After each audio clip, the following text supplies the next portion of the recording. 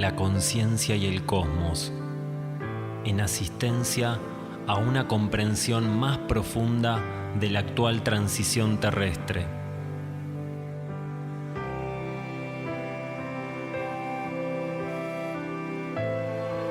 Un estímulo que acompaña al peregrino en su retorno hacia la morada cósmica.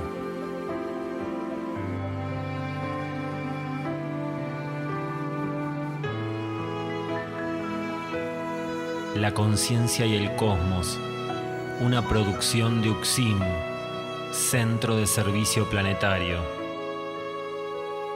Un camino hacia el propio cosmos interno.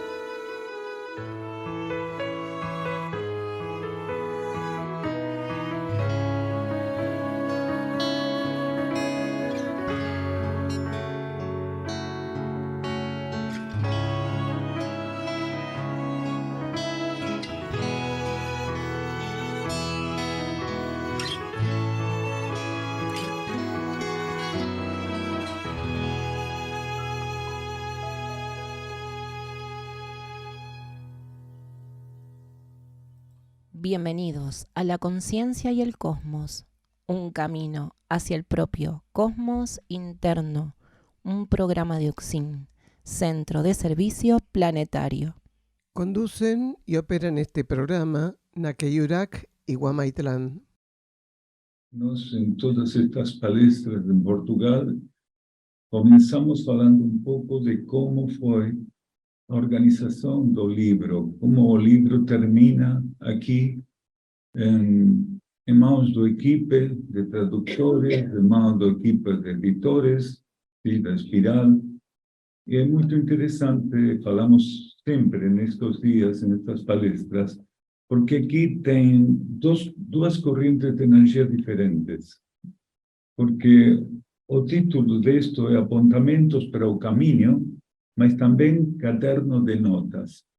Originalmente, lá na Argentina, estas são duas correntes de energia diferentes. ¿Sí? Primeiro surgiram os apontamentos para o caminho, e tempo depois, não muito, mas tempo depois, Caderno de Notas. E assim foi que circulou lá, ¿sí? Como duas correntes bem diferenciadas uma de outra. E nestes tempos, onde a síntese vai se aprofundando, ¿sí? O grupo português percebeu, algumas pessoas do grupo português perceberam a necessidade de colocar estas duas correntes, que são concorrentes e complementares, em um solo livro. E o trabalho que eles concretizaram foi muito bom, porque eles foram guiados internamente para perceber a necessidade. Mas, quando eles perguntaram, mandaram a pergunta, a consulta para lá, desta fusão, desta complementaridade de apontamentos para o caminho e caderno de notas, percebimos imediatamente que eles tinham razão, que realmente não necessitávamos justificativos para colocar em uma síntese, em uma complementação, estas duas correntes.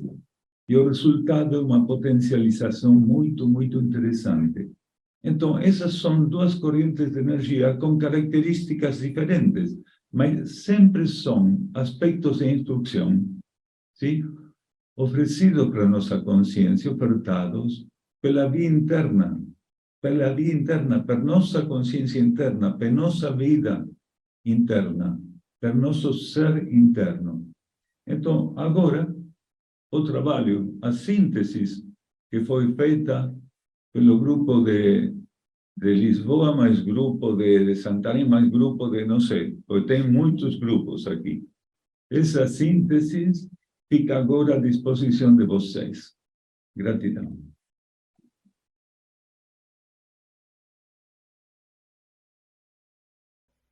Para responder a un llamado, debemos reunir ciertas características.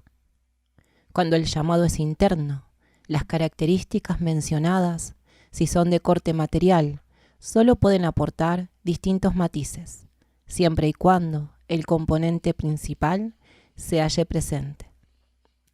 Solo la fe otorga capacidad de respuesta. Como humanidad, necesitamos pasar por una profunda cura interior. Solo la fe y una genuina intención de que se cumpla su propósito de transformarnos puede hacer esto posible. Nuestra conciencia puede vivir una realidad más profunda que la de estos niveles de ilusión. Quiere decir, saber que estamos realmente vivos. Este es solo alguno de los dones que insufla con su sagrada presencia. De la página 107 del libro Por el amor de Ariadna, de Daniel Gagliardo.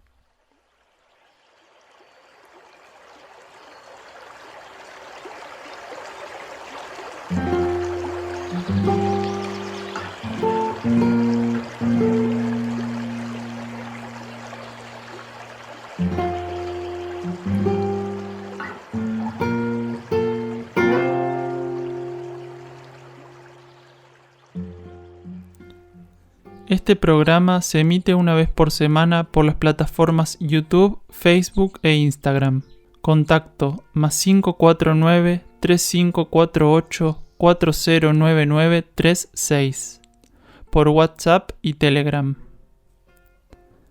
Están realizados en base a los estudios de cosmosofía que Daniel Gagliardo ofrece en UXIM, Campo Sierra del Cielo, así como también lecturas y reflexiones sobre el material de UXIM, Centro de Servicio Planetario.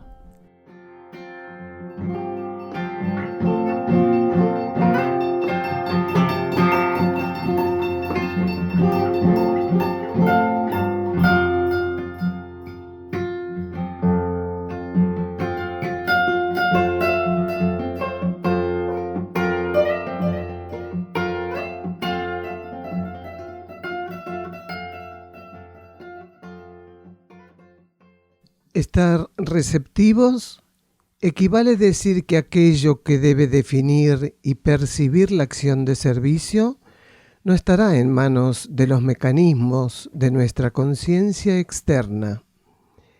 Mecanismos psicofísicos en sintonía con las leyes materiales, preparados principalmente para pensar, medir y contabilizar. Receptivos significa con capacidad para recepcionar las influencias y óptica interiores respecto del carácter vibratorio que define toda coyuntura. Receptividad que se completa por medio del movimiento intuitivo que la complementa. Colección Cuadernos La Luz del Peregrino.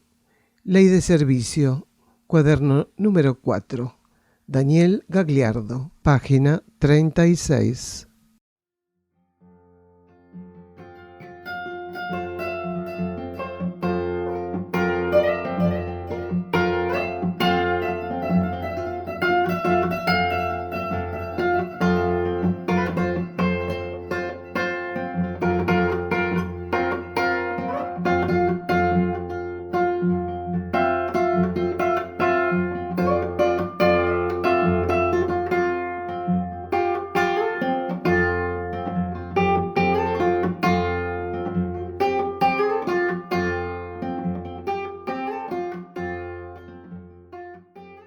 Presentamos entonces el tema que vamos a desarrollar en el día de hoy.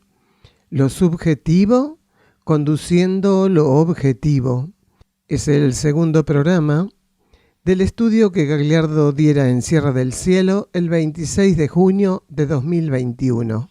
Primer bloque entonces, el título Geomorfología de esta región, obediencia interna y la mayor esclavitud ha sido la identificación con la materia. Preguntan por la geomorfología de esta región y luego también por la esclavitud. Escuchamos el audio de Gagliardo. La geomorfología de toda esta región en realidad es un gran símbolo. que nosotros, los seres humanos, tenemos grandes dificultades para interpretar porque perdimos la capacidad de decodificación simbólica, pero toda esta región, en su geomorfología, es un gran símbolo. Y esto que voy a decir, los minerales, las montañas, que tienen que ver cuál es su función, son de apuntalamiento magnético. Porque ya estaba previsto que cuando llegara al final kármico de la superficie planetaria, en los ámbitos donde existen movimientos de energías intraterrena o intraoceánica o la que fuera, iba a haber refuerzos magnéticos muy poderosos. Ustedes podrán recordar que algunas veces, por lo menos alguno de ustedes lo recordará, algunas veces dijimos que no se debe trabajar ya más con minerales, con gemas, porque cambiaron su vibración. Y uno está trabajando con un cuarzo pensando como pensaban en la época de Saint Germain del cuarzo, o en la etapa anterior. Y en realidad los minerales son iguales solamente en apariencia, en morfología, en densidad, porque eso todavía lo siguen sosteniendo. La energía kármica sigue sosteniendo solamente eso. El patrón vibratorio mineral cambió absolutamente. ¿Para qué? Porque al ser un adelantado en el cambio de conciencia, con un adelantado no quiere decir que estén bajo ley evolutiva superior, pero que sí pueden ser un adelanto de ciertas energías, vibraciones o magnetismo que en su condición anterior a 1988 no podían asumir. Entonces, hoy todas las masas minerales están irradiando para homologar el sentido circulatorio magnético que va a abrir camino al nuevo ciclo. Entonces, por más que uno no lo note, porque no lo puede notar, porque hay leyes que no permiten que lo note, salvo que el ser intuitivamente sea estimulado a percibirlo, el grueso de la humanidad no lo percibe. Entonces ahí hay un fortalecimiento magnético, vibratorio, energético. Operan leyes que antes operaban de modo velado y pasivo a nivel geológico, porque la geología del planeta tiene leyes magnéticas ocultas que son las que han apuntalado todo el proceso kármico por el cual la superficie del planeta le ofreció siempre retornos kármicos a la humanidad. Porque la superficie del planeta siempre le estuvo ofreciendo retornos kármicos a la humanidad. Entonces, la geología respondía a leyes ocultas que a través de esa regencia, esas leyes ocultas, generaba determinado tipo de cosas. Generalmente que la humanidad las vivía catastróficamente. Seísmos, fallas en la tierra, se abría la tierra, tsunamis, hundimiento de islas, de repente emergían continentes, se separaban, volvían a hundirse. Todo eso lo operan jerarquías que trabajan con energías y leyes ocultas que serían lo correspondiente a la suprageología. Quiere decir, el espíritu que gobierna la geología, que es una subentidad de la supranaturaleza planetaria. Entonces, estos lugares tienen esa condición. Hay personas que dicen, yo he ido a montañas y a sierras por todos lados, pero lo que se siente allá en la quebrada, en el Uritorco, eso, claro, lo explican como pueden, porque esa energía se revela parcialmente, hasta ahí nomás. Entonces, la energía, que es quien dispone hasta dónde la vas a percibir, para cada quien permite un poquitito, solo un poquitito, si esa persona está preparada y necesita de eso.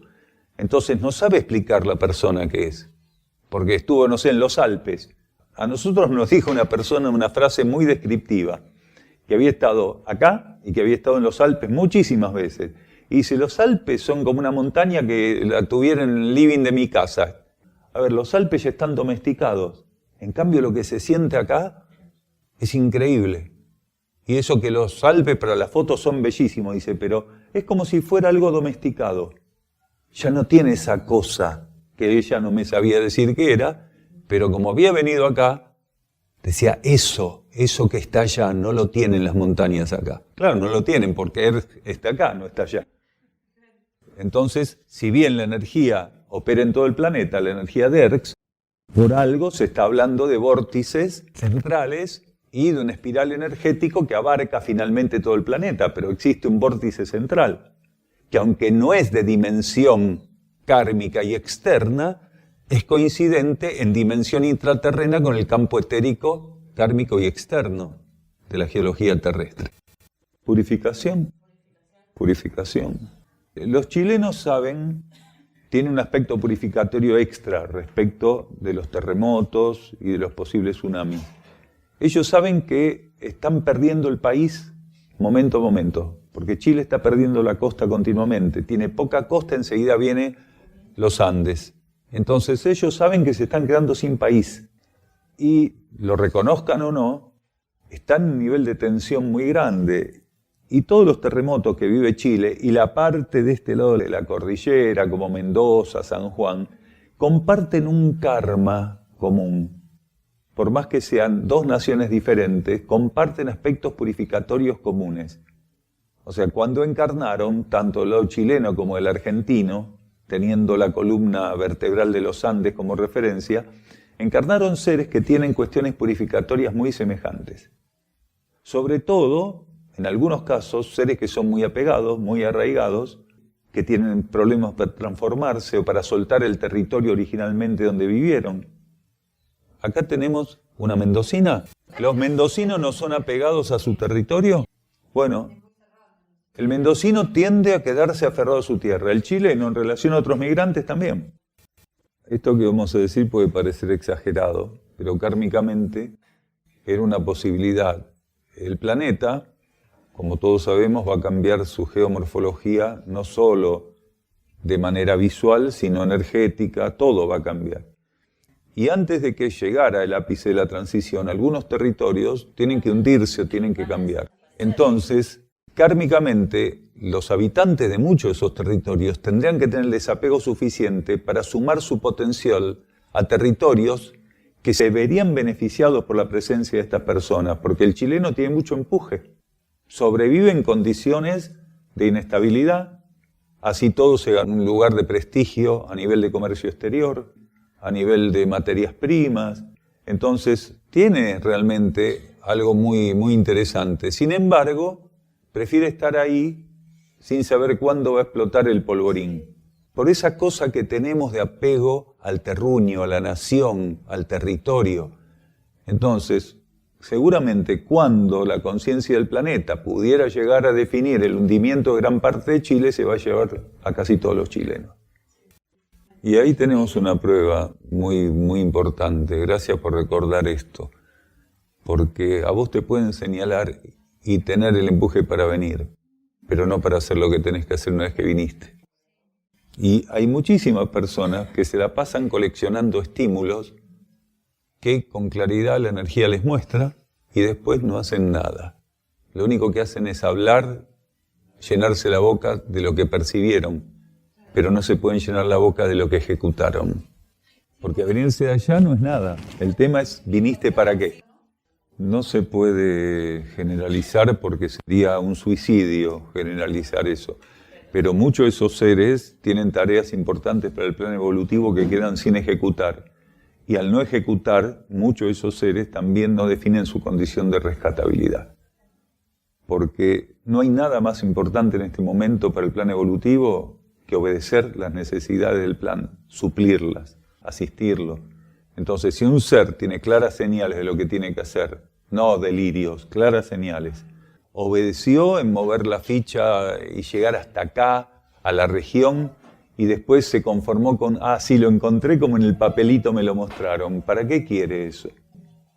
A ver, el plan evolutivo necesita de prácticos espirituales, no de personas que llenen su ego diciendo, vos sabés que a mí me mostraron tal cosa a 12.500 kilómetros de acá, y fui y era exactamente igual. ¿Y qué hiciste? Nada, ya lo encontré. Fantástico, o sea, con lo barato que son los pasajes de avión, se vino para acá a confirmar que lo que estaba en el papelito era lo mismo, ¿viste? Y bueno, esas personas son coleccionistas de este tipo de situaciones. Se jactan de ser sensibles, pero no se pueden jactar de ser obedientes. No se sabe porque, claro, por eso decíamos, no se puede generalizar, porque 10 personas haciendo lo mismo van a recibir 10 tipos de tratamiento diferentes por parte de la conciencia planetaria y de la vida cósmica. Alguno no va a definir su condición por eso, y otro puede ser rescatado monádicamente. Y ego y personalidad, que fueron los desobedientes, no ser rescatados. Bueno, pero si la energía te está diciendo, vaya allá que tiene algo que hacer, venís acá y te vas sin hacerlo, a ver, servicio es obediencia, porque Servicio es que tu conciencia mental, tu centro emocional y tus acciones respondan a la voluntad de la energía. Si la energía con su voluntad te estimula para llegar acá y te va sin hacer, ¿dónde vas a hacer servicio? Porque, a ver, la energía va a sacarte el jugo donde estés. Si sos un palo medio podrido, va a utilizar la parte sana, pero te va a utilizar para cosas positivas, pero no alcanza realmente. Porque si tu planificación interna es estar en tal lugar, en el medio del Congo belga, y vos no vas y te quedás en el Congo belga, podés ser todo lo positiva que quieras, donde estés. Pero es en el Congo belga donde vos estás expresando tu asistencia al plan evolutivo porque es lo que está planificado internamente. En los otros lugares no vas a ir a robar bancos y a matar gente, vas a hacer cosas positivas, pero ya no sirve hacer cosas positivas. Entonces sí, uno puede hacer cosas positivas, como se dice, uno puede servir en todos lados. Claro, mientras no mate gente, no estafes, cruces los cieguitos la calle, todo va a estar bien. Pero eso que tenías que hacer en el Congo, ¿quién lo hace? Sí, pueden ser franceses, portugueses, españoles, algunos italianos, pero después el resto no habla. Muy difícil. Así que de alguno de esos 4 países, preferentemente de Portugal o de España, porque en la frontera, cerca de la frontera, se hablan los 2 idiomas fluidamente. Hendaye, que es la frontera de los Pirineos de Francia con España, hablan los 2 idiomas. Nosotros estuvimos al lado de Francia y estuvimos al lado de español y se entienden y hablan sin problema. En París no, pero en Hendaye, que es como decir las 3 fronteras acá, se habla perfecto. La energía está irradiando desde Portugal, es la península ibérica. Así que Francia, España y Portugal están estimulados, están muy estimulados. No sé cómo va a ser la cosa, pero están. El que no encontró su maestro interno y se rige con ese maestro interno, y ese maestro interno lo encuentra disponible, gobierna la conciencia de ese ser, ¿cómo va a ser maestro o instructor de otros seres? Bueno, todos nosotros tenemos en nuestro interior esa vivencia, porque hubo etapas de la humanidad donde la cantidad de hombres libres era mínima y casi todos los hombres pasaban por la esclavitud o el dominio de otros pueblos. Si no se era esclavo de un modo directo, se era esclavo en otra categoría. Cuando una nación invadía otra nación, aunque no esclavizara a todo el mundo, los hacía súbditos y tenían que pagar tributo. O sea, automáticamente eran invadidos y dominados, dejaban de tener cierto tipo de posibilidades y atributos. Entonces todos nosotros hemos sido esclavos de un modo u otro. Pero la mayor esclavitud ha sido la identificación con la materia. Entonces, la mayoría de los seres que han pasado por ser esclavos simbólicamente hablando, de grillete, de cadena, la mayoría de estos seres que hemos sido esclavos en algún momento, si no en este planeta, en otro, porque la esclavitud es una experiencia kármica casi ineludible. Todos nosotros recibimos esa posibilidad, como vos decías, para ver si entendíamos que la cosa no era libertad de acción afuera, sino realmente sintonía interna. Como en cada etapa le correspondió ese proceso. Más vale que si hoy tenemos una persona esclavizada, va a tener una vivencia de la esclavitud en esta actual transición planetaria muy diferente a la que tenían los esclavos en Roma, en Persia, ¿sí? En cualquier lado. En el Yucatán, los clanes aztecas y mayas hacían esclavos porque necesitaban materia prima para las ofrendas, los sacrificios humanos. Esto existió siempre. Los vikingos hacían esclavos, todos hacían esclavos. En África había pueblos muy desarrollados evolutivamente, hasta hace unos pocos miles de años, que hacían esclavos en los pueblos negros más brutos, menos formados culturalmente. Pero siempre la esclavitud ofreció esto de entender a fuego y sangre que la libertad es otra cosa. Un esclavo de grillete, de cadena, de celda, que se lo saca solo para trabajar o por alguna otra cosita, ese esclavo tiene la oportunidad inmensa de expresarse, aunque esté encadenado. Personas que han pasado por la cárcel a nivel político. Alguna vez hablamos de ese yogi que cuando lo fueron a liberar, que cambió el ambiente político, no se quería ir de la celda. porque ahí había encontrado todo lo que necesitaba. Y le decían, no, pero tenés que salir, ya cambió, los que te encerraron políticamente. No, pero igual lo sacaron. Pero el tipo pedía por favor que lo dejen, porque había podido expresarse. En este caso, expresarse no es hablar con los demás. Expresarse es permitir una manifestación coherente entre todos los núcleos de mi conciencia respecto a la realidad. Eso es expresarse. Una cosa es libre arbitrio, libre albedrío, que es a lo que vos haces referencia. Estás esclavo, hay un montón de cosas relativas a la experiencia del libre albedrío que no puedes hacer. Pero como todos pasamos por la rueda de la esclavitud, y no una encarnación, una gran cantidad de encarnaciones, todos pasamos por la rueda de la esclavitud. Bueno, es coherente lo que te dice. Ser ambientalista no significa no ser débil psíquicamente. Una persona puede ser ambientalista y ser muy frágil psíquicamente. Porque lo que te da fortaleza psíquica es la búsqueda interna, la alineación interna. Y el 98% de los ambientalistas están en cualquier cosa. Hacen marchas en contra de la soja y se paran en la marcha como un choripán, una hamburguesa, una cosa de loco. Lógico. Como una persona que va a una marcha contra el monocultivo va y va a comer carne.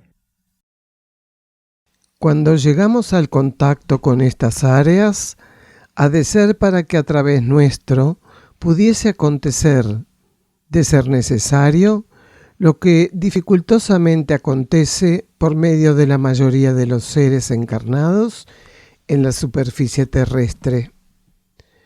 Solo una pequeña parcela de la humanidad puede operar como espejo de la actividad energética inherente a estas áreas. Estaba previsto que mayor cantidad de individuos contaran con las condiciones para ello. Por el contrario, la identificación y complicidad de la civilización de superficie con la contraparte más inestable de la vida terrestre, operó como un poderoso filtro. Un ser en sintonía con estas energías de rango intraterreno inyecta silenciosamente en la cultura de la que forma parte estímulos capaces de sostener nuevos patrones de vida y conducta, revelaciones que la humanidad tendrá en su camino a acoger en la consumación de la síntesis evolutiva que representa la actividad de la transición cósmica terrestre. Colección Cuadernos, La Luz del Peregrino, Ley de Servicio, cuaderno número 4, Daniel Gagliardo, página 40. Escuchamos a Nika Schnock interpretando su obra, Nueva Vida.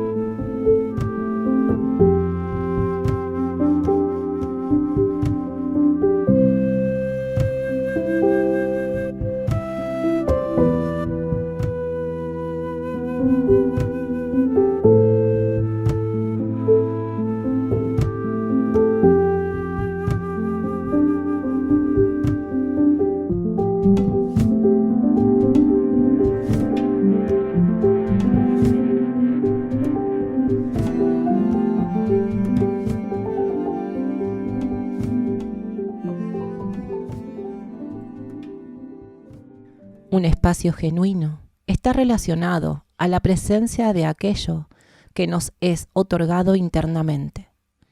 Ningún elemento material que no proceda del sustento interior, al hacerse presente en nuestras vidas, facilitará nuestra religación. Absorberá nuestra energía, incrementando en torno a sí mismo un campo de fuerzas.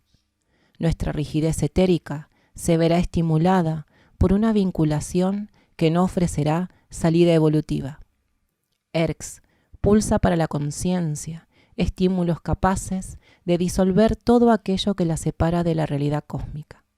Para que dichos estímulos operen de modo efectivo en estos tiempos de transición, solo se nos pide desidentificación. El caudal de aspiración presente en un ser despierto ofrece, de modo general, suficiente potencial, pero solo la genuina aspiración sutilmente encarnada en la energía devocional y no el mero interés por cuestiones espirituales, donde algún grado de instintividad se filtra en nuestras vidas bajo sus aspectos de curiosidad. Los custodios de aquellos renovados patrones que hoy buscan silenciosamente establecerse, solo podrán cumplir con su tarea como tales bajo cierta condición. Ningún ser, para los requerimientos actuales de la vida planetaria, puede obrar como un guardián de ciertos aspectos de la verdad, limitándose a creer que aquello que custodia se aloja en un libro o doctrina.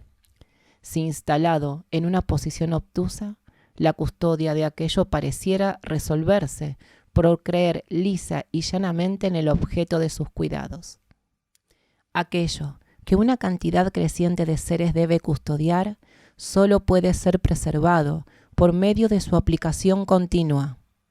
Solo sobreviven y se implantan aquellas energías que desde los niveles internos se revelan como actuales, siempre y cuando existan campos de vida y conciencia en condiciones de ofrecerse a su acción y propósito.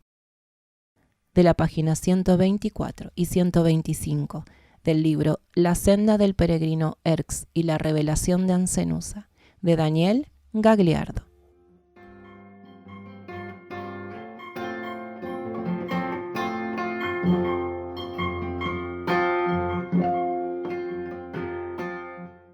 Desde el año 2017, Sierra del Cielo funciona como centro de rescate animal. Hoy ya son más de 250 animales que comparten la vida con nosotros aquí, en las sierras de Córdoba.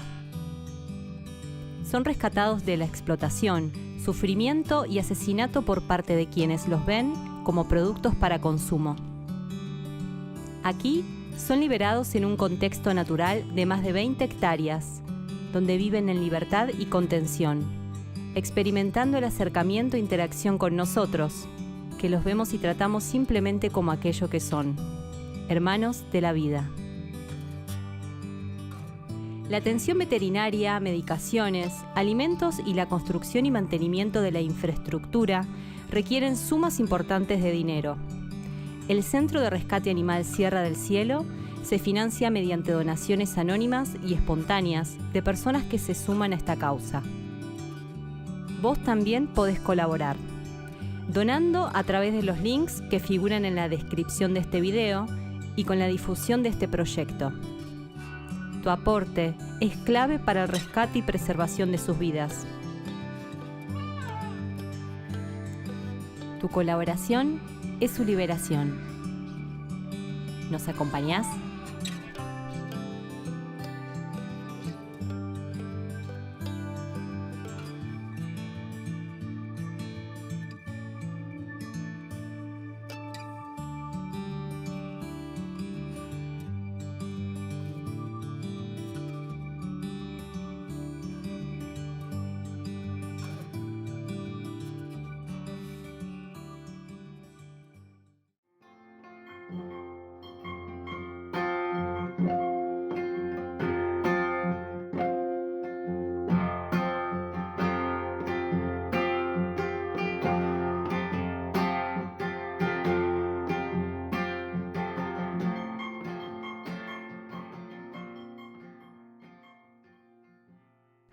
Otros programas de la conciencia y el cosmos.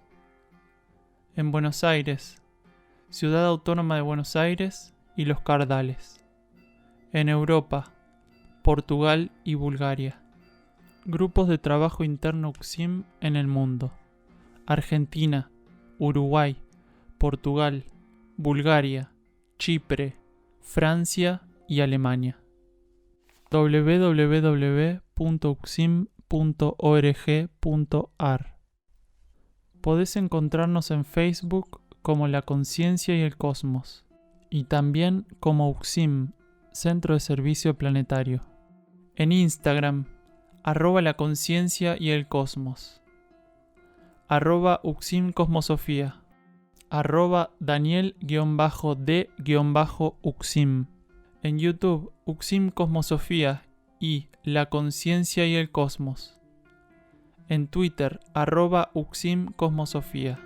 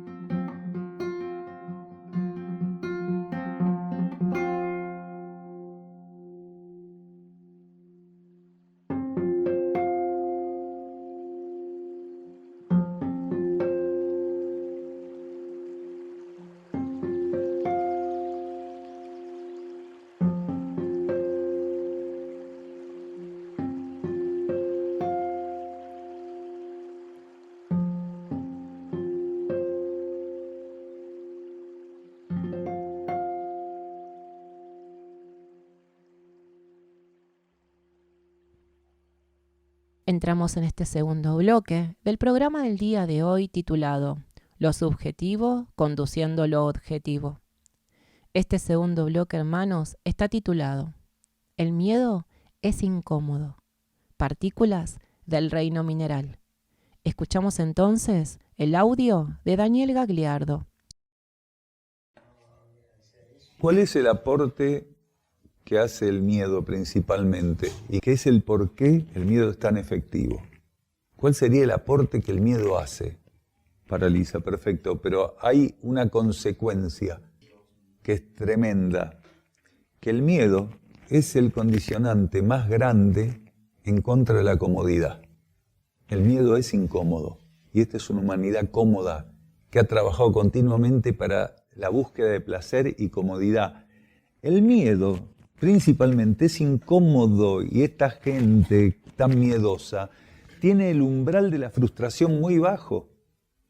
Entonces, este es el gran problema. Esta es una humanidad cómoda, buscando comodidad desde siempre. A ver, en la noche de los tiempos, volvemos 3000 años atrás, al imperio persa, la molicie, la comodidad, el placer, y más atrás también, y se pierde en la noche de los tiempos. El miedo es incómodo y principalmente tiene tanta efectividad porque te saca de esto que llaman ahora la zona de confort. El miedo es incómodo y la gente lo que quiere es estar cómoda. Viene así comodita, le prometen que van a estar cómoda porque el miedo se le va a ir. Yo quiero volver a mi comodidad, a mi búsqueda del lugar, a mi satisfacción. Entonces el miedo es incómodo, por eso es tan efectivo. Porque las personas no aprendieron a enfrentar los miedos. Entonces, por ende, no pueden enfrentar la incomodidad. Gran parte de todos los movimientos sociales, culturales, gran parte de los movimientos económicos o socioeconómicos están continuamente viendo cómo garantizar comodidad, confort, bienestar, garantías. Entonces eso hace que los seres sean débiles para enfrentar las situaciones y, como contraparte, el miedo y la incomodidad son dos cucos, porque si tengo miedo estoy incómodo. Si estoy incómodo, también fomento el miedo, porque uno y el otro están continuamente en juego, ¿sí? Son como fuerzas concurrentes. Entonces el ser tiene que aprender a estar ante la incomodidad y ante el miedo. ¿Cuál es el problema con el miedo? ¿A qué le tengo miedo? A ver, ¿cuál es el problema de estar incómodo? ¿Que me va a matar la incomodidad? Entonces la gente tiene miedo a morir porque es algo que supuestamente debe ser terriblemente incómodo el momento de morirse. Entonces genera miedo esa potencial incomodidad del momento de la muerte. ¿Dolerá? ¿No dolerá? ¿Me volveré loco? ¿Vendrá a buscarme Satán por todo lo malo que hice? Vaya a saber. Son factores kármicos para que el ser aprenda a reconocer la actividad de la vida en otros niveles. Porque la vida tiene muchos niveles de actividad. Y la conciencia, sumergida en el materialismo, solamente reconoce vivir en uno de esos niveles de actividad. Por eso alguna vez dijimos, el espiritismo está desactualizado, como toda otra cantidad de prácticas filosóficas, religiosas, doctrinarias, pero muchas de esas prácticas sirvieron para que las personas descubrieran que por encima de la materia existe otro nivel de conciencia. Entonces, si bien no es un nivel elevado de conciencia, el hecho de saber que arriba de mi vibración física existe una vibración astral, emocional, y que no solo la puedo reconocer como tal por mis emociones, sino que hay todo un trabajo de polarización. Una parte de mi conciencia está activa en un nivel del cual no tengo idea. Entonces esas prácticas permitieron, esas enseñanzas permitieron descubrir eso. En algunos, otros siguieron igual como en las cavernas más o menos. Hablando de esto del miedo y la incomodidad relacionados continuamente, nos surgió un ejemplo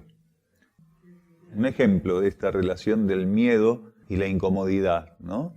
Una a los gladiadores y otra a los espartanos. Justamente los gladiadores y los espartanos tenían en común que tenían una vida muy incómoda, materialmente hablando, y casi no tenían miedo ninguno. Se enfrentaban a la muerte con una sonrisa los tipos, porque no había nada más incómodo que los laberintos debajo del Coliseo cuando se preparaban para ir a la arena, o los lugares donde se entrenaban, las casas de gladiadores, porque vivían en celdas de terror, en un colchón con un poco de paja, frío, húmedo, mugre, ratas. No eran dueños prácticamente de nada, aunque sí acumulaban algunas riquezas, dependiendo el grado de efectividad y supervivencia cada vez que salían de la arena. Pero en realidad son un ejemplo de lo que decíamos, una vida incómoda y una vida con pocos miedos. Entonces, fíjense cómo, a mayor búsqueda de comodidad, mayor estancamiento en el miedo. Los espartanos no temían morir en batalla, al contrario. A veces se quedaban peleando hasta el último momento a ver si los mataban finalmente cuando perdían una batalla, estoy hablando. Porque si volvían a Esparta vivos, no es que los iban a matar, pero iban a hacer la vergüenza. Entonces estaban ahí buscando ver con quién medirse, y si tenía la desgracia de terminar vivo, habiendo intentado medirse con todos, se agarraba la cabeza. ¿Cómo no me pude morir como un espartano? La gloria que acá alcanzó mi hermano, que ahora le falta la cabeza y 2 brazos, y yo no pude. Entonces, fíjense cómo esto, hasta culturalmente influencia. A nosotros nos hicieron débiles porque nos inculcaron la búsqueda de garantías y comodidad. Entonces, somos una civilización que se compró como modelo las garantías y la comodidad, el placer. Entonces, si no tenemos eso, nos sentimos aterrados, porque nos dijeron que si no estamos cómodos, estamos en riesgo. Es un riesgo no tener comodidad, no tener garantías, ¿se entiende? A ese tipo, si vos le decís, no va a haber más luz por 2 años, muere aterrado, tiene que ir a un psiquiatra, un psicólogo. Porque la televisión le ofrece garantías y una comodidad psíquica que otra cosa seguramente no para ese tipo. Entonces seguramente se pone el cenicero así, se prende el cigarrillo y está ahí con la televisión. Se cortó la luz 4 días. Se enloqueció. Eso es miedo, ese enloquecimiento que tuvo. Es miedo. Es miedo perder el factor que él podía dominar para que su comodidad fuera satisfecha. Tener las garantías suficientes para que su comodidad pudiera ser satisfecha.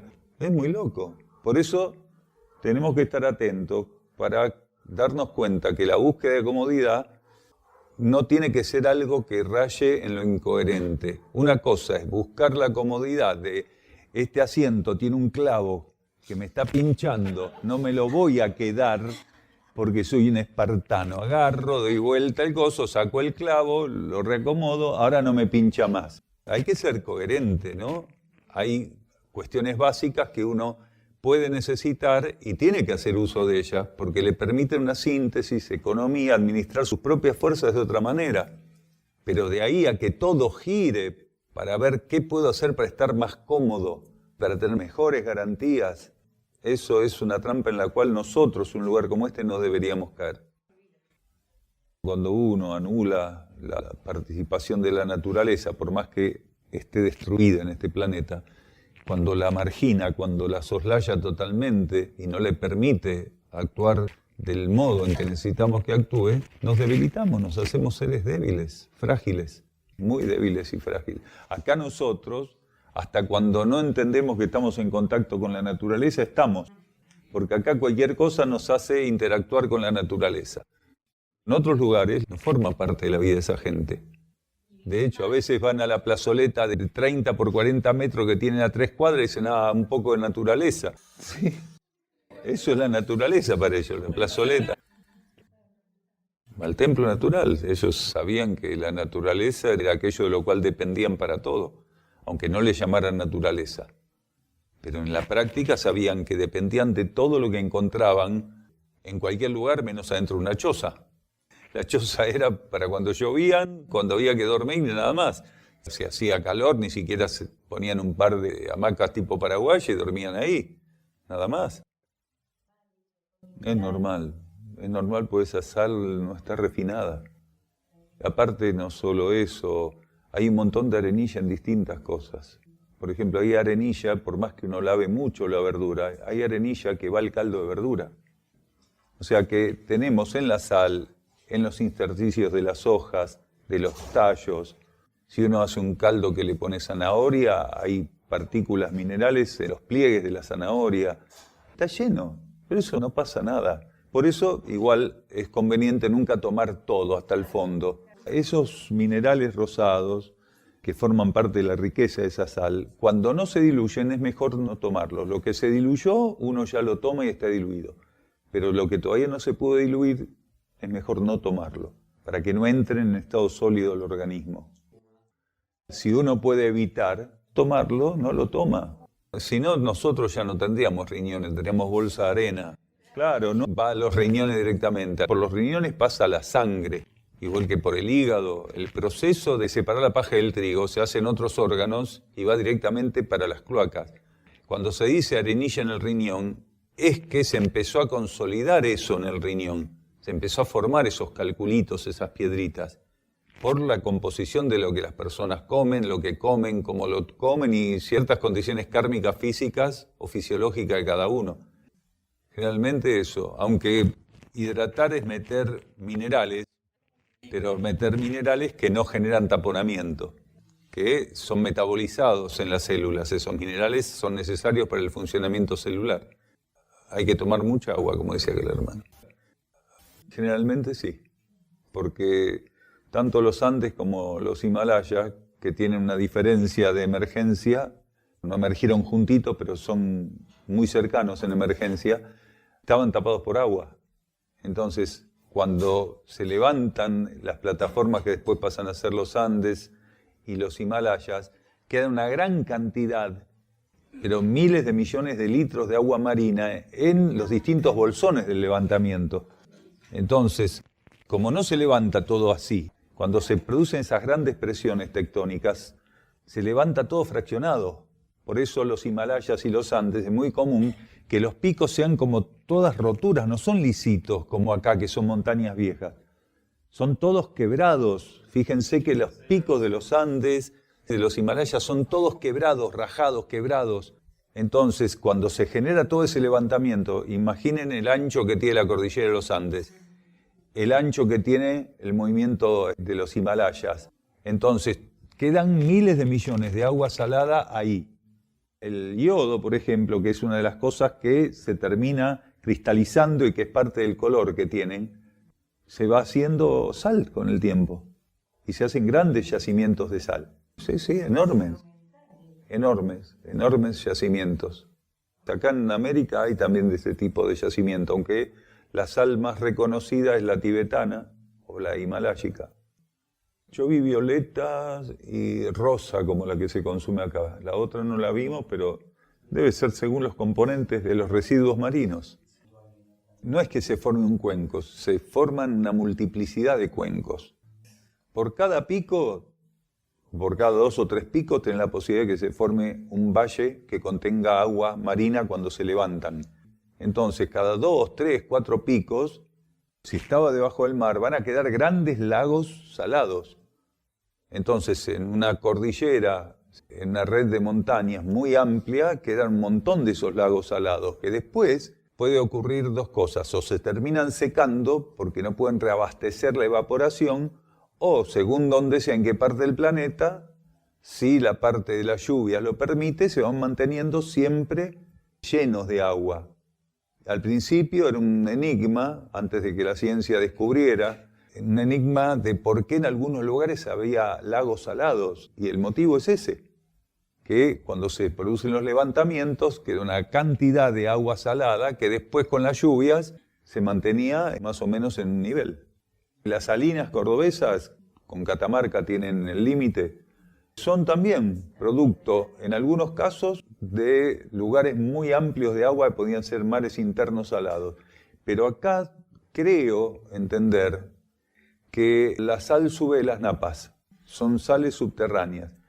Recogen la sal y al tiempo vuelve a emerger y se van haciendo 2, 3, 4, 5 centímetros de sal. Reconocer, por profunda convicción, le debemos a la vida única que nuestra existencia no nos pertenece. Custodiar lo que se nos ha facilitado temporalmente en estos niveles para que el sostenimiento y mantenimiento de un canal pueda acontecer. Cura es despojamiento equilibrado. Resulta de la simplificación de la vida, el discernimiento adecuado para que lo superfluo no ahogue la esencia. Poder alcanzar esta dinámica solo es posible cuando el amor por esa esencia supera la atracción que la forma ejerce sobre nosotros. La desidentificación con lo que alberga el nivel concreto de la vida opera como una flecha que señala la existencia arquetípica. Fusionarse con las energías que propone en cada ciclo y etapa es cura. Si lo conocido opera como síntoma y símbolo de nuestra afección, alejamiento del estado de genuina sanidad, el camino hacia la cura se recorre por medio de apertura y receptividad a lo desconocido e inédito. De la página 36 del libro Por el amor de Ariadna, de Daniel Gagliardo. Nuestro hermano Wionak va a interpretar en guitarra su obra Luz en el silencio.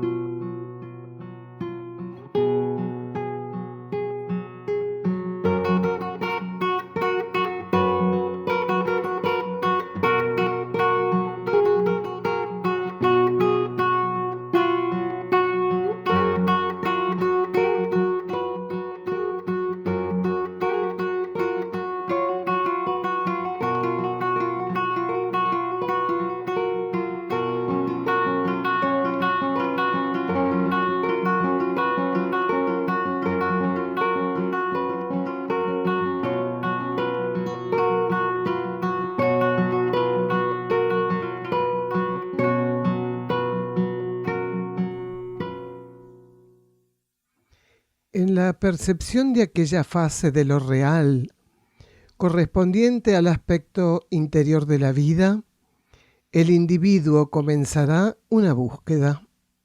A medida que ésta fuese avanzando, profundizándose, la energía de la atracción aflorada se tornará respuesta continua y fluida, definiéndose paulatinamente la necesitada integración con nuestra alma. De este modo, nuestro ser interno estará en condiciones de pasar a otras facetas evolutivas, siendo fundamental para ello la aceptación instalada en la personalidad de las condiciones presentes en los vehículos que la constituyen.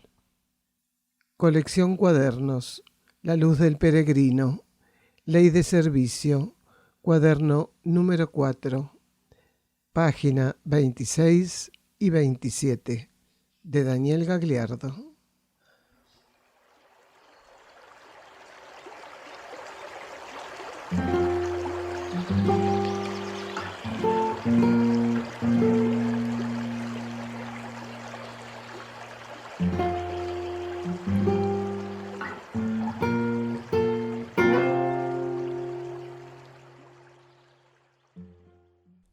Se encuentra a disposición de los lectores un extenso trabajo de libros y cuadernos escritos por Daniel Gagliardo en castellano, traducidos al búlgaro, inglés y portugués. Los títulos son Mensajeros del Fuego, Alimentación Evolutiva, Cooperación entre reinos mediante la ingesta de alimentos, La Senda del Peregrino, Erx y la Revelación de Ancenusa, La Hermandad de la Luz, versículos de instrucción profética. Colección Cuadernos La Luz del Peregrino. Apuntes para el camino. Cuaderno de notas. Encontralos en amazon.com en formato papel y digital. En castellano también en Mercado Libre y en la tienda de la página de Facebook Luz del Valle, literatura, audios y videos para un nuevo ciclo. También en YouTube, audiolibros en inglés y búlgaro.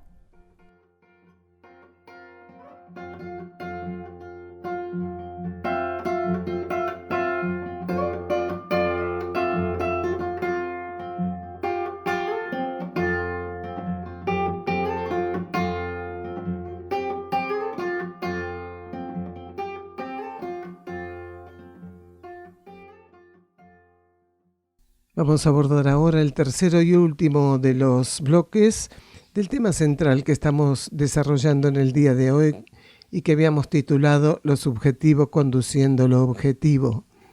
Este tercer bloque lo titulamos Diversidad y complementariedad en UXIM. Una persona aporta sobre la diversidad de las edades en este grupo. Y si es una oportunidad de trabajar en complementariedad y de purificación. Luego le preguntan a Gagliardo si el periodo menstrual es purificación. Escuchamos a Gagliardo. Seguro. Aparte, cuanto más asociado a su vida interna está un grupo, menos interferencia ofrece lo heterogéneo de los trajes. Cuando un grupo está muy limitado, busca una homogeneidad ficticia, artificial, que en realidad se busca para satisfacer las tendencias de los egos nada más. Pero en un lugar como UXIM, eso no tiene ningún tipo de sentido. Es una sinrazón que alguna persona aquí pudiera creer que ciertas edades serían inconvenientes para el trabajo grupal, o que tendrían que ser más mayores, o que tendrían que ser más jóvenes, o que tendrían que ser así o asado. Aquí las características de la personalidad tienen que cumplir con un requerimiento que es estar alineados o en búsqueda de alineación interna. Eso es todo. Es bastante claro que somos bien heterogéneos nosotros, muy heterogéneos. Así que eso es fundamental. En otro tipo de trabajo social, conjuntos de personas, ya sabemos que tienen que tener ciertas estructuras. bien claras y evidentes. Aquí no. Tiene que ser búsqueda de la vida interna y tener prioritariamente la asistencia del plan evolutivo, lo que sería la planificación interna de cada uno como prioridad. Eso es lo que nos unifica a nosotros, o lo que debiera unificarnos. Es que es así, la complementariedad se da en base a eso. No me puedo complementar con nadie si mi planificación interna y las metas superiores no están en mi conciencia. ¿Con quién me voy a complementar? Voy a trabajar un bruto patrón de la ley de afinidad bien kármico, nada más. Para que un ser se complemente con el otro, para él tiene que estar por sobre encima de todo su búsqueda interna y cumplir con su planificación interior. Eso tiene que ser, porque ¿con qué me complemento con el otro si no tengo nada para ofrecerle? ¿Qué le voy a ofrecer? Los devaneos del ego, de la personalidad, los cambios de carácter, la superficialidad, todos mis miedos, mis aspectos negativos. Eso le voy a dar para complementarme. Y él me va a dar lo mismo si está en esa. Por eso, en esos grupos, tan enfermizamente y obsesivamente se buscan patrones externos para suplir lo que no se puede suplir, que es la verdadera complementariedad. Entonces buscan ciertos patrones de común acuerdo pensando nuevamente que con eso van a estar cómodos y van a tener respaldo para hacer lo que quieran hacer. Hitler no dejaba entrar al ejército negros. Entonces, ¿qué los unía a todos los que formaban parte de la SS, de la Gestapo, del ejército nazi? ¿Qué los unía? Una ideología que se cimentaba en un patrón externo. Si no tenías ese patrón externo, estabas listo. Era realmente lo que marcaba la diferencia. En cambio, en nuestro grupo, eso no existe, no importa. No importa, al contrario, es riqueza. Porque cada uno tiene a un patrón bien diferente al otro, o suficientemente diferente, que es lo que, si nosotros motorizamos este trabajo grupal en el sentido correcto, nos va a permitir y facilitar la complementariedad. Porque no buscamos una uniformidad que sea evidente. Nosotros lo que queremos es homologar cuestiones que son subjetivas, trabajar con la homologación de lo subjetivo en función de la tarea grupal. Por eso tenemos que estar atentos para que las pequeñas diferencias que tengamos no lleguen a potencializarse con una desmesura terrible que supere algo que es tan poco, termine superando a lo que tenemos en común, que es más poderoso que nada. Que no sean pequeñas diferencias, cosas que están sin pulir, las que terminen haciéndole sombra a una gran cantidad de cuestiones importantísimas que ya están presentes por madurez evolutiva en nosotros. No debería ser así, no debería opacar. Esas pequeñas diferencias no podrían hacer eso. Entonces quiere decir que si uno cae en esa trampita, está señalando cuáles son sus prioridades. Si a mí no me permite hacer la tarea con un hermano, con el cual tengo mucha más afinidad que diferencias, no me permiten esas pequeñas y estúpidas diferencias hacer la tarea, está hablando más de mí que de nadie. Claro, que nosotros hagamos un trabajo, concretemos un trabajo, porque cada uno está dándole el valor, la importancia y la prioridad al mundo interno que está presente en él, a lo subjetivo, no a lo objetivo, que es lo que se ve en la personalidad, la actividad del ego con la personalidad. Entonces tenemos que homologar eso, que eso sea realmente prioritario para nosotros. Esa liberación de la que hablamos parte, esa libertad que es permitir que mi afluencia interna, mi vida interna, mi afluente interno se manifieste en lo que soy, en el ego y la personalidad. Lo subjetivo conduciendo a lo objetivo. Sí, se empieza a purificar lo externo, porque la disolución de lo externo se está dando en todo el planeta, que también nos compone. Pero lo importante es que esa actitud va a permitir, antes de que esto se disuelva, que primero pase por la experiencia casi inédita en esta humanidad de que se purifique. Porque la mayor parte de los seres tienen una tendencia en la personalidad y en el ego a encallecerse y mantenerse impuros. El encallecimiento que vive la conciencia en relación a la vida material hace que las impurezas estén siempre al orden del día. Los seres no se preservan, quiere decir, un ser que realmente entiende de qué se trata, el proceso que debería asumir, custodia como un verdadero guardián cada proceso purificatorio y busca que no se amplifique nuevamente el índice de impureza. Entonces, ¿qué va haciendo? Va rescatando la pureza en su conciencia. Pero si uno se lava con jabón con la mano derecha y con la izquierda se tira carbón encima, ¿de qué sirve? Sí, sin darse cuenta, pero esto que la gente dice no darse cuenta, conscientemente lo hace en relación a esa búsqueda de comodidad, de garantías, de seguridad, que eso lo hace conscientemente y no se da cuenta que es como echarse carbón.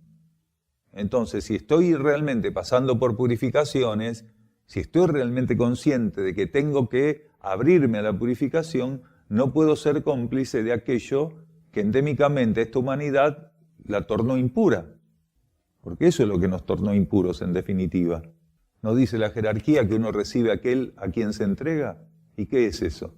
Cada vez que pase por una purificación yo tengo que cuidarme de que esa puerta no se vuelva a abrir.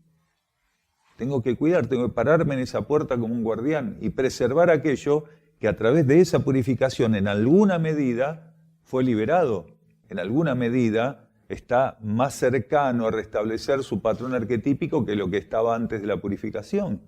Nosotros tenemos que ser guardianes del efecto purificatorio. Si no, ¿de qué sirve? No sirve de nada. El ser sería purificado, pero no tiene responsabilidad de preservar la purificación. No, el ser es purificado, y si todavía no puede trabajar con la autopurificación, ya llegará el día, pero es purificado y tiene que reconocer en esa purificación una dádiva, y él tiene que cuidar que ese terreno no vuelva a ser ocupado. Tiene que dejarlo disponible para la vida interna. De momento a momento, en estos mismos estudios, en estas charlas, si no estamos atentos, cedemos terreno, tenemos que estar atentos. Si acabo de armonizar mi habitación, voy al jardín y en vez de sacarme las botas llenas de barro, me meto de vuelta en la habitación con las botas llenas de barro y capaz que no había barro, había tierrita nada más. Ahora aparte vuelvo a poner la dosis de tierrita más barro, bastones, de todo lo demás. Entonces somos responsables de aquello que una vez que en el marco de nuestra conciencia pasa a ser conscientemente nuestra responsabilidad preservar, en la práctica realmente llegar a preservarlo. En todo ámbito, en todo ámbito. La vida elige dónde, en qué momento nos va a pegar con el guante en la cara y nos bate a duelo. Y nosotros, no importa lo que pensemos, si ganar o perder, tenemos que enfrentar esa situación con toda la altura posible. Sí, claro, porque las hormonas operan muy ligadas al cuerpo emocional. Todo lo que está en el torrente sanguíneo, y las hormonas viajan por el torrente sanguíneo, son una prueba. Cada vez que un ser encarna en un cuerpo femenino, va a pasar por esa prueba seguramente. Son pocas las que no menstruan nunca, por ejemplo, los que tienen menstruaciones así de 2 días, 1 día y medio, 2 gotitas. Pero de todos modos, los trastornos de carácter en base a distintos aspectos kármicos involucrados con lo que se libera por las glándulas, por las hormonas al torrente sanguíneo, es importante como prueba. Es purificación, porque todo es purificación, todo lo que te pone a prueba es purificación, pero básicamente se da en las mujeres humanas este proceso tan tremendo por el mal uso de la energía sexual. Entonces, en las hembras animales no pasa eso, porque solamente hacen uso de la energía sexual cuando es necesario. Las mujeres humanas eligen una vida sexual totalmente en disrupción de lo que sería la necesidad. Absolutamente. Entonces, una de las cosas que kármicamente les pasa es esto. Sí, bueno, esos son aspectos kármicos, porque la liberación hormonal es, para una y para otra es más o menos la misma. Pero eso que vos decís son matices, detalles kármicos particularmente. Y en nuestra civilización, la menstruación fue vista como una cosa sucia, terrible, que había que ocultar. Entonces, ese resabio de sentirse deprimida con la menstruación no solo tiene que ver con lo hormonal, sino con esa carga cultural que a veces no es consciente, pero está presente. Que la mujer es impura, es sucia. De hecho, en algunos territorios o países del Islam se tienen que apartar hasta que se limpian. No pueden estar con la familia, con los hermanos, con los hijos, con nadie. Pero básicamente ese gran problema que es para muchas la menstruación, viene de origen kármico por el mal uso de la energía sexual. Si no, lo vivirían como lo viven cualquier animal, cumpliendo con un precepto que, aunque kármico, es natural. porque no podría ponerse a mantener relaciones si no está en celo. Jamás una perra iría a buscar satisfacción con un macho si no está en celo. Lo hace cuando está en celo. ¿Por qué? Porque es el mandato kármico natural. Entonces está todo en orden. La mujer humana no. La mujer humana está esperando que se le vaya la menstruación para darle con todo esos 20 y pico de días antes que le vuelva otra vez y no pueda hacer nada. Estamos usando el humor, ¿no? Sí, lo hubo. Cuando se separaron los sexos en la Lemuria, era más equilibrado. A pesar de que los seres lemurianos habían roto con una posibilidad arquetípica muy interesante, que era la androginia, ya volcada a lo físico mismo, porque las primeras 3 razas tenían esa condición, ¿no? Y cuando se separan, después de la tercera raza lemuriana, la mujer y el hombre no estaban tan desalineados naturalmente con la reproducción. Si se les dio una oportunidad de trabajar más ordenadamente, ya que se separaron los sexos, entonces se les dio una posibilidad de trabajar más ordenadamente, pero la desperdiciaron muy rápidamente.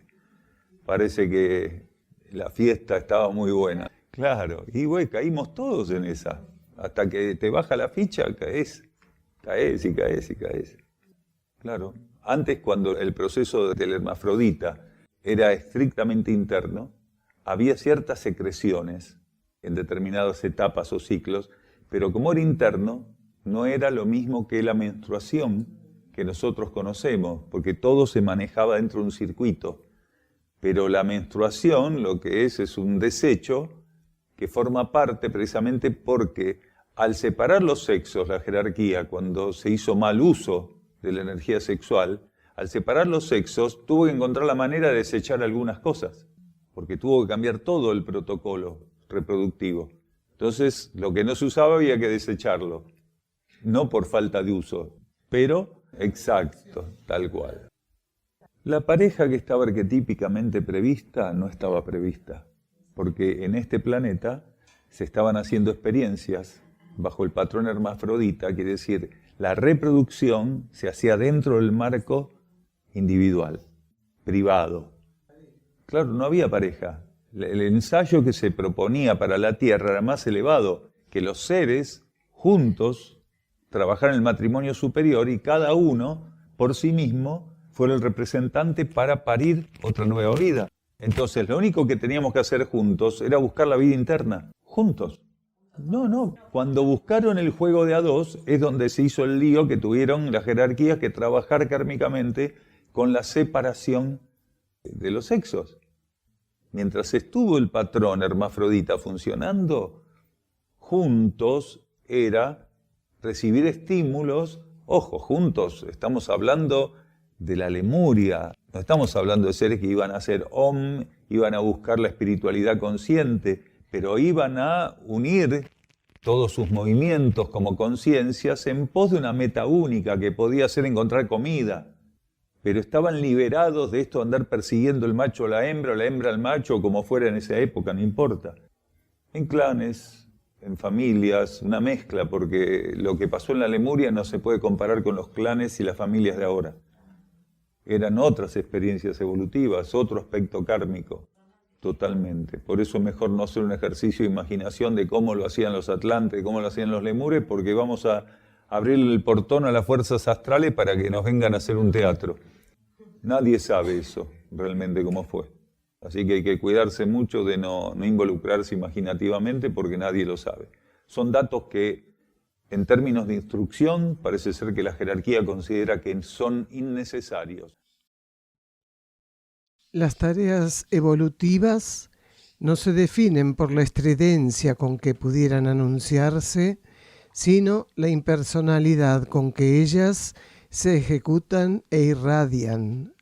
La transferencia, mediante su concreción, de los estímulos internos y superiores hacia los niveles materiales, donde existe un yermo desierto respecto a estas corrientes subjetivas. Colección Cuadernos, La Luz del Peregrino, Ley de Servicio, cuaderno número 4, Daniel Gagliardo, página 22.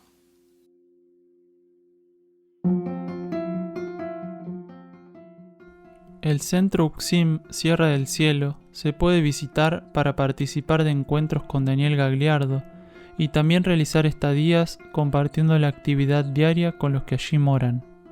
Se encuentra enclavado en las sierras de Córdoba, paraje Quebrada de Luna, camino a Ongamira, a 16 kilómetros de Capilla del Monte. Los encuentros con Daniel Gagliardo se realizan los miércoles a las 16:15 horas y los sábados a las 16 horas. El ingreso al campo en ambos días de 15 a 15:30 horas. La entrada es libre y gratuita. Únicamente los sábados hay servicio vehicular gratuito desde la Plaza San Martín de Capilla del Monte, sobre la calle Hipólito Yrigoyen. En estos encuentros, distintas temáticas son tratadas profundizando este nuevo conocimiento filosófico espiritual. Para estadías, solicitar reservas con la mayor anticipación. Contacto +549 3548 564 874 por WhatsApp y Telegram. Correo uxim@uxim.org.ar. Las estadías, como todas las actividades que ofrece Uxim, son libres y sin cobro de aranceles, incluyendo alimentos y hospedaje.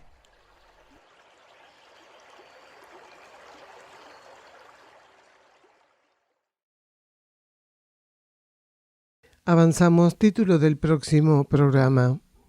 La ley de karma nos pone en el umbral de la ley evolutiva superior.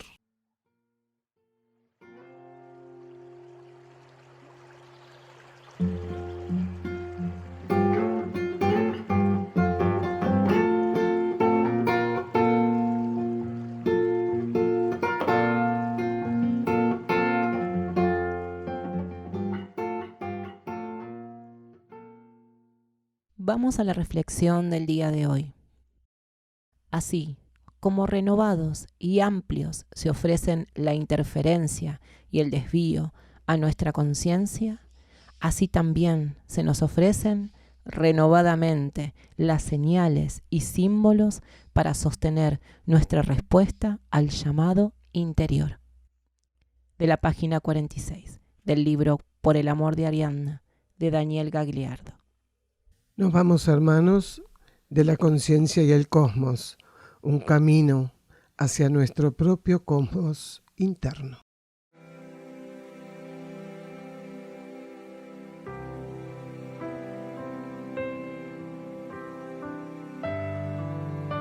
La conciencia y el cosmos, en asistencia a una comprensión más profunda de la actual transición terrestre.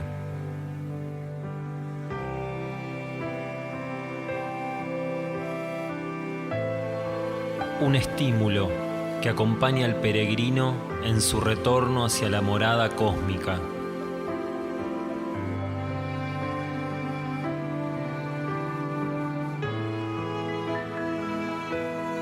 La conciencia y el cosmos, una producción de Uxim, Centro de Servicio Planetario. Un camino hacia el propio cosmos interno.